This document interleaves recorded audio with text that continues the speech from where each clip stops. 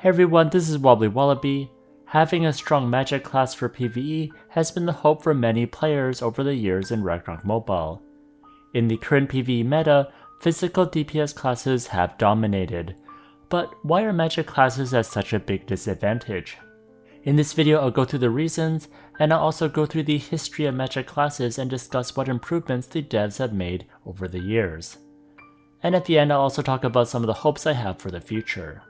The devs do watch my videos and monitor my comments because of the content creator program, so I'm hoping I can use this platform as a way to provide some feedback as well as some community responses as well.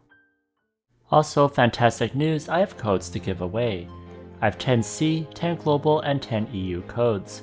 In the comment section say, what do you think about magic classes in PvE? Please include your Discord ID and which server you play on, such as C, global, or EU. Winners will get codes August 20th, 2024. First, a big thanks to Tokwan for collaborating with me on this video. He has an account with both physical and magic endgame gear, so it's easier for me to compare both classes. He is the owner of Handbook.com and is a website I frequently use for researching classes, skills, monsters, and cards, so be sure to check it out. First, why are magic classes at such a big disadvantage? Magic classes have an advantage in PvP because it ignores size reductions, but due to this advantage in PvP, many magic classes are unable to use cards or gears that deal extra damage to certain size monsters or extra damage to an elemental type. Historically, only racial increases would work. Later on, devs would improve this for some new magic classes, but more of this later on. Now, contrasting this with physical classes that can use gear or cards that affect race, size, and elements, this gives them a huge advantage and much more options. For new players, cheap cards can be used to easily boost your damage, and this is available more for physical classes than for magic classes. Also, to get Ignore Defense, the Minora's card's Insight effect adds 50% Ignore Defense, and many people use damage to large monsters' gear and cards already, so it's easy to get this boost. Sadly, magic classes don't have something equivalent. Next, for legend instances, physical classes ideally have 200% Ignore Defense, and magic classes need 200% Ignore Magic Defense. Not having an easy 50% Ignore Magic Defense does feel pretty bad. Also, physical classes can use non-racial cards like the Santa Pouring card, and this is very popular in the current Dark Convert meta. These cards are cheap and deal a ton of damage. Next, with the exception of Soul Binder, magic classes are locked to an element, so you may not have elemental advantage over your target, whereas for physical classes you can easily convert with consumable items or through skills. You have much more flexibility, and these days with the Dark Convert meta being very strong, magic classes cannot convert to Holy or take advantage of that in general. Next, there are some metaphysical classes that are stuck to an element or two. Some examples include Thor, Cart Tornado Novice Guardian, or Infernal Armor, but these classes are so strong that it matters a lot less. Tokwan did bring up a great point about party buffs too. After all, this game isn't just a solo game. You often have to work in a party, and having classes that synergize well with others is extremely important. He says, Lord's Aura, Dark or Water Converters, Halgrahen or Ninja debuffs, Performer buffs, and so on greatly improve their odds. People often overlook this. It's the main reason why people often joke you only need 1 DPS like Ronin, Saitama, and 5 debuffers. There's no equivalent setup for magic in PvE. That's how Saitama and Novice Guardian can one-hit relic MVPs, and magic is not even close in boss hunting. Tokwan continues, for weekly content like White Star Airship, usually when there are harder weekly affixes, you want to bring only good party members. In general, public parties will just reject or ignore magic classes. There's not as much value as an individual, and you can't contribute as much to the party. Unless you don't mind to be a magic debuffer with 170% deposit. Bringing a party to support physical classes makes more sense since their damage scales better with party buffs. Of course, there are exceptions like Orosamar and Mike's, but it's a lot easier as physical with less effort to achieve the same result. there's no Lord's Aura equivalent for magic classes. Also, another exception are the pay-to-win classes. Genos benefits from strength, so Divine Avenger's Vow is helpful there. Also, for the latest pay-to-win class, Elf can convert, so Saint's Dark Convert plus Holy buffs work pretty good. And that's part of the reason why Elf might be better than Sara in some content. Thanks tokwan for your insight. For those previous reasons, I have never recommended people use magic classes for PvE, because the class itself already loses many cheap advantages that physical classes can get. This is unfortunate for free-to-play players or new players who might not have the ability to invest in both a magic and physical build, because getting optimal gear for both is quite expensive. But of course, with enough investment and time, any class could be viable. The greatest example is the Auto Attack Ruin Master, which is a physical build that takes a lot of work to get optimal damage. People often give up because they get outdamaged by other classes with much less effort, but here we want to argue more for a free-to-play friendly magic class that is more viable for PvE. As I talk about magic classes, I will show footage from tokwan's account, and it does show with the proper endgame gear and high deposits, magic classes will do just fine. They are viable, but similar to Auto Attack Ruin Master, it takes so much effort.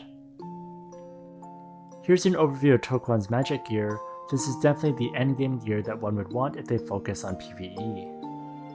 Now, the devs have improved magic classes over time. In the early days of Ragnarok Mobile, I remember people using High Wizard to clear PvE instances. The AoE was nice at the time. But over time, classes like High Wizards and some of the original classes just weren't strong enough to deal with PvE. Later, Slayer was introduced, which had better DPS, but unfortunately cost BCC and was never re-released again. Next, when Museum was released, it was definitely tough, and two unfair physical classes were Auto Attack Ruin Master and Cartonado Novice Guardian. Auto Attack Ruin Master scaled very well, but you had to be pretty whale, and also allowed you to carry Legend Museums and Isles. Later, Novice Guardians also became popular because this third line rune let you ignore defense completely, making the 200% ignored defense unnecessary, and instead you can invest in more damage. Unfortunately for magic classes, they never quite got something as unfair. The damage scaling wasn't there, and you still had to deal with ignore magic defense. Next, Soulbinder was a great introduction because you could self-convert and do insane damage to a single target. It is also available without costing BCC, and the devs started breaking some of the previous restrictions on magic classes. Being able to convert was fantastic since you often had elemental advantage. A great design from the devs was the skill Weight of Soul, which allowed Soulbinders to use size increasing cards and gear.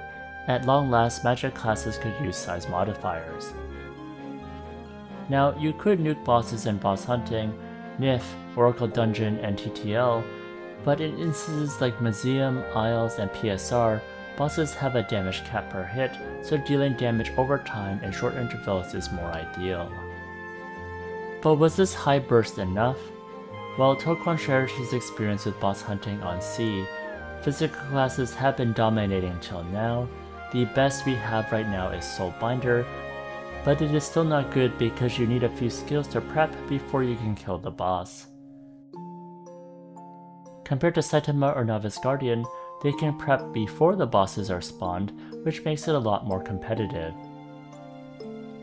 Soulbinder's damage also isn't high enough, and for Relic MVPs, physical is the only way to compete. I agree with tokwan, it's the same way with global MVP board as well. It is dominated by physical classes, and I've only seen a few Soulbinders occasionally. Next, when Genos got introduced, this was a high DPS magic class that could do AoE over time, and had high survivability. The only problem was this was an event class that cost money, and was limited time. This class also introduced extra modifiers to monsters.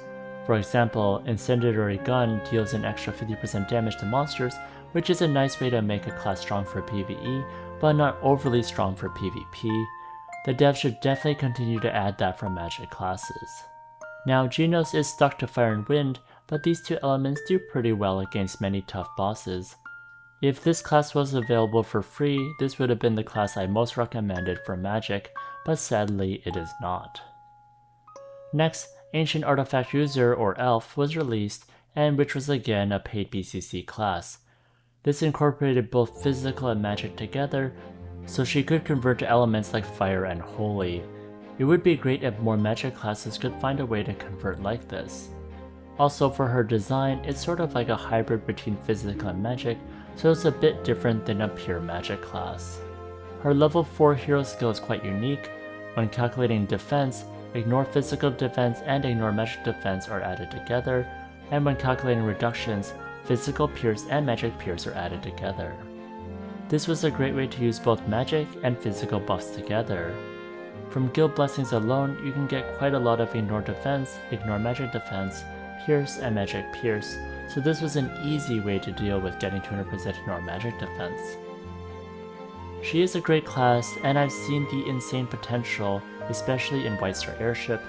She would be even more strong if she hit faster. But again, all these great points, but can't we have one that's unlocked for free? Next, regarding free classes, are they supposed to be worse than paid ones? Well, this is where Rathgracy and Kalitzberg comes in. These are S tier classes that are free, but are physical classes. These two classes give free-to-play players some hope and are often the ones I recommend to new players. Rathgracy was a physical class with high DPS, AoE, and high survivability. She was available for free and was frequently recommended as the top PvE class. She's especially good since she has the best survivability of any class with her Divine Wing armor that gives her 4 times HP Relic's ability. Next, as if physical classes didn't get enough already, there was Kalitzberg. This physical class is the most free-to-play way to take down instance bosses, as she can dish out insane damage without ever being at the max core hero level. I think many are looking for an equivalent version for magic, but that has yet to happen. Next is Sara Alin, who's the recent magic class that got introduced. Many magic users had high hopes for her as they wanted a class that was viable for PvE. Although Sara can do fire, ghost, and dark damage, her primary spammable DPS is fire. While this is fine for Museum and PSR, in an upcoming instance in the beta server, the boss will be fire, so it will be a pain to deal with Sara. Next, Sara's Heavenly Justice passive does let her use size modifiers like the Menorah's card or damage to large monsters gear, which is fantastic. I hope all future magic classes will have similar passives. Next, Sara's Fire Talisman, letting you and your teammate completely ignore defense and magic defense is quite unfair. The only downside is there is a cooldown, so you need to swap and ignore magic defense while on cooldown. You also have a small chance to bypass the cooldown with the Ghost Talisman, but having something on all the time would definitely be more ideal. Next, Return to Sea, which deals Fire, Ghost, and Dark all at once, has a bit of a cooldown, so it can't be spammed easily. If this had a lower cooldown, this would give her more options. Next, her survivability isn't great. It's definitely nowhere near Genos or Rathgracy, but about the same level as Kalitzberg, although Kalitzberg can kill stuff faster, so you can rely on anti-death foods or support skills from the party to basically kill the boss before it can kill you. I do think Sara Alin is a great tool for magic users to use in PvE, so I think the devs did do a good job on her, but I think we're still looking for something a bit more. I think the devs are getting very close to a good PvE class for magic users. They had tested out some important elements in some classes in the past, but never all in one package. I do hope if they release a good magic class that is not stuck behind a paywall, so free-to-play players could invest in it as well. I do look forward to the next magic class, and hopefully, the devs will take some of this feedback into consideration. Thanks again to Tokwan for his input and letting me test out both magic and physical classes for this video. If you enjoyed this video, please like, comment, and subscribe. Here's a video that I would recommend, and if you want more Ragnarok Mobile guides, check out this playlist over here.